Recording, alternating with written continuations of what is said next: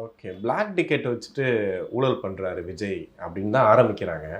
அதுக்கும் விஜய்க்கும் என்ன அளவுக்கு? இல்லை, அது ஒரு கேவலமான குற்றச்சாட்டு. என்னென்னா, முன்னணி நடிகர்களுடைய படங்கள் வெளியாகிற அந்த முதல் நாள் முதல் காட்சிக்கு வந்து நிர்ணயிக்கப்பட்ட டிக்கெட் கட்டணத்தை விட அதிக தொகைக்கு டிக்கெட் விற்கப்படுறது எல்லாருக்கும் தெரிஞ்ச விஷயம்.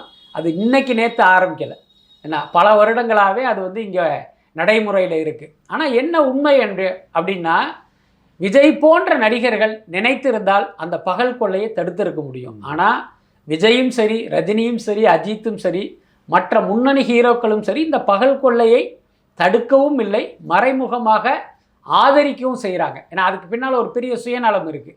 ஏன்னா அந்த முதல் நாள் முதல் காட்சியில் இப்படியெல்லாம் கொள்ளையடித்தா தான் அவர்களுடைய முதல் நாள் பட வசூல் வந்து இத்தனை நம்பர் அப்படிங்கிறத ஒன்று காட்ட முடியும். அப்படி காட்டும் போது தான் இந்த ஹீரோ அடுத்த படத்தில் சம்பளத்தை ஏற்ற முடியும். அப்போ ஏதோ ஒரு வகையில் இவர்களுடைய சம்பளம் உயர்வதற்கு இந்த பகல் கொள்ளை காரணமாக இருக்குங்கிறதுனால இவங்க அதை அமைதியாக கடந்து போகிறத நம்ம பார்த்துக்கிட்டு இருக்கோம். இப்போ இந்த விமர்சனத்துக்கு வருவோம். இன்றைக்கி விஜயை வந்து பார்த்திங்கன்னா இது இவரே போய் கோயம்பேடு ரோஹிணி தியேட்டர் வாசலில் உட்காந்து பிளாக்ல டிக்கெட் விற்கிற மாதிரி இவங்க பேசுகிறாங்க. நான் என்ன கேட்குறேன், இந்த விஷயம் பற்றி நீங்கள் பேசுகிறீங்க, இது ஒரு சமூகத்தினுடைய முக்கியமான பிரச்சனைன்னு நினச்சா எல்லாரையுமே அந்த தட்டில் வைங்க. ரஜினியை வைங்க, விஜயை வைங்க, அஜித்தை வைங்க, எல்லாரையும் வைத்து விமர்சனம் பண்ணால் இது ஒரு சரியான விமர்சனம், உங்களுக்கும் சமூக பொறுப்பு இருப்பதாக நம்ம அர்த்தப்படுத்திக்க முடியும்.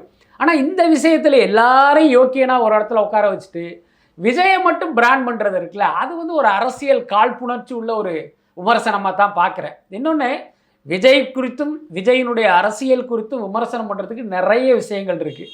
ஆனால் இவர்களுக்கெல்லாம் அதெல்லாம் தெரியல. இந்த மாதிரி 10 பைசா போகாத உப்பு பெறாத விமர்சனங்களை தான் இவங்களால் முன்வைக்க முடியுது அப்படிங்கிறதே ஒரு மோசமான விஷயமாக தான் நான் பார்க்குறேன்.